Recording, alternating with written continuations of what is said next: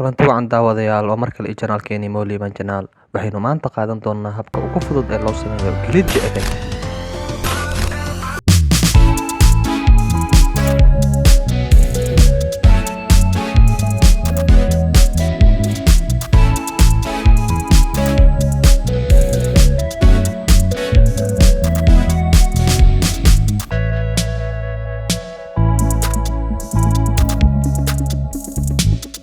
Inta aan u guda galin haddii ay tahay markii kuugu horeysay aad soo booqato channelkeena, fadlan subscribe gareey, gambaleelkana furo si ay kuu soo gaaraan cashar walba oo aan soo gelino. Okay, Premiere Pro-geena markaan soo furno project cusub ayaan abuurneynaa. Waxaan soo import gareysanaynaa clipkii aan glitchiga ku sameyn lahayn iyo sound effect. Okay, clipka double click inoo si aan uga jarno qaybta aan uga baahannahay. waxaad taabanaysaa badhanka A ee keyboardkaaga oo ka dhigan in point halka uu ka bilaabanayo clipkaaga. waxaad tegaysaa halka aad rabtay inuu kugu ekaado clipkaaga, haddana waxaad taabanaysaa O oo ah out point ama halka aad ku ekeyn lahayd. Okay, inoo soo dira gareey clipka timeline-ka inoo soo deey. Okay, clipkan ayaa haysanaa, timeline-keena ayuu inoogu jiraa. Waxaan sameyn doonaa zoom ayaan ku sameynaynaa adigoo taabanayo keyboardka calaamadda balaasta ah.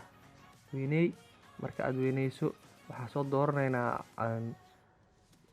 razorka calaamadda waxa oo lagu jiro videoga ama shortcut waxaad taaban kartaa C. Okay, waxaan bilaabaynaa inaan goyno ama inaan jarno clipka. Cut like that. Cut.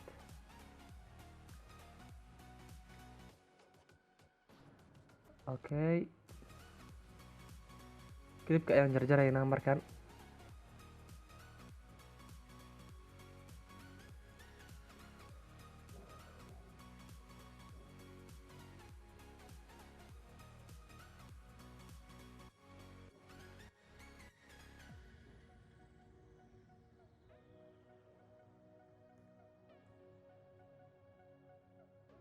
Okay, marka xigta waxaan sameyn doonaa clipkan ayaa copying doonaa anagoo taabanayno Alt and then drag. Alt ayaa qabanaysaa, kor ayaa u jiidaysaa, duplicate ayuu kaaga sameynayaa. Markuu duplicate kaaga sameeyo waxaan u baahannahay dhankan effectiga inaad tagno. Aan soo qaadana effectigan turban displacement waa soo qaadaynaa, waa ku duldeynaynaa. Markaan ku duldeyno effectiga wuu sameeyey, waxaan tagaynaa qaybtan panelka effects control ayaa ka dooranaynaa. Marka waxaan ku ciyaari doonaa effectigan aan hadda kusoo duldeynay videoga si aan u helno glitch effect. Halkan amountiga, halkan hore displacementiga waxay nooga dhigtaa ugu horeyn horizontal. Amountiga waxaa ka dhigaysaa 350 and then complexity-ga 10 iska dheh. Size-ka 3 is enough. I think 5 is enough. Okay, intaas ayaa ugu baxaynaa.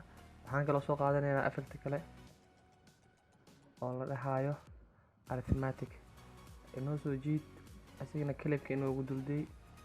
Halkan wax walba waxaad ka maamulaysaa effect markaa kusoo darto timeline-ka effect control panel-ka.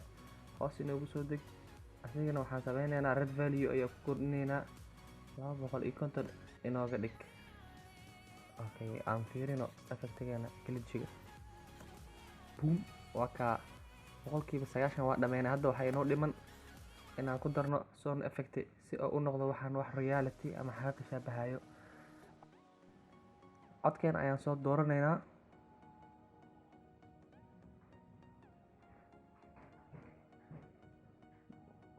Okay, asigana sidoo kale waxaad taabanaysaa badhanka A ee keyboardkaaga oo ka dhigan in point halka uu ka bilaabanayo clipkaaga. waxaad tegaysaa halka aad rabtay inuu kugu ekaado clipkaaga, haddana waxaad taabanaysaa O oo ah out point ama halka aad ku ekeyn lahayd. hadda waa soo jiiday sound effect-ga. waxaa hoos keenaynaa videogeena. waxaa ku adjust gareynaynaa ama la ekaysiinaynaa inta uu glitchigeena saaran yahay.